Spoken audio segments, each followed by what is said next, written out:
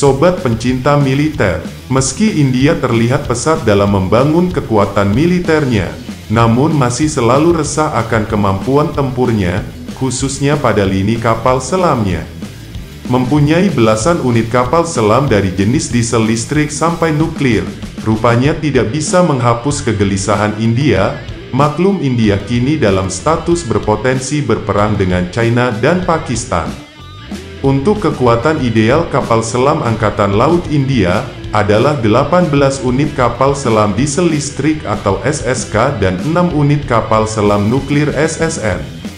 Mengutip dari laman indiatoday.in pada tanggal 4 Agustus tahun 2021, untuk kondisi postur kekuatan kapal selam AL India saat ini, hanya terdiri dari 14 unit kapal selam diesel listrik, dan tanpa kapal selam nuklir yang siap untuk beroperasi.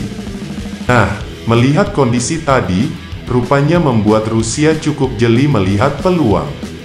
Pada saat kunjungan KSAL India, Laksamana Karambir Singh ke Rusia, yaitu saat menghadiri perayaan dan defile 325 tahun AL Rusia di St. Petersburg pada tanggal 25 Juli tahun 2021 lalu.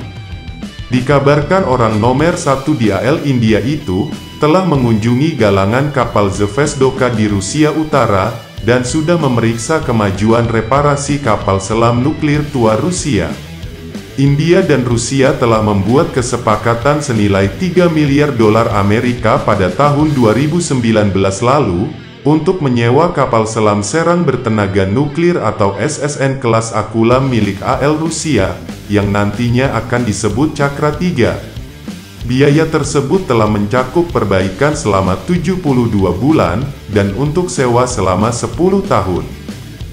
Nah, sobat pencinta militer, tidak hanya itu saja, India juga saat ini tengah menanti Brads, yang akan menggantikan kapal selam Cakra 2 atau INS Cakra, yang belum lama ini telah dikembalikan ke AL Rusia setelah masa sewanya habis. Mengutip dari kantor berita Rusia TASS yang melaporkan, bahwa Brads akan dikirim ke India pada kuartal pertama tahun 2026 mendatang.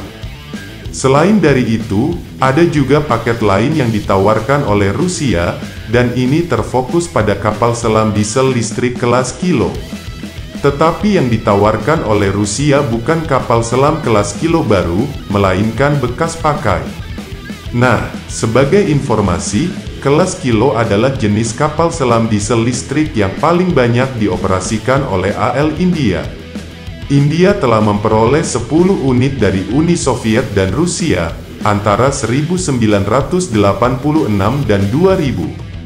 Sampai saat ini, AL India tinggal mempunyai 7 unit kapal selam kelas Kilo, di mana satu hilang dalam kecelakaan pada 2013, satu unit kedua telah dijual ke AL Myanmar pada tahun lalu, dan unit ketiga sedang disiapkan untuk dipensiunkan pada tahun ini.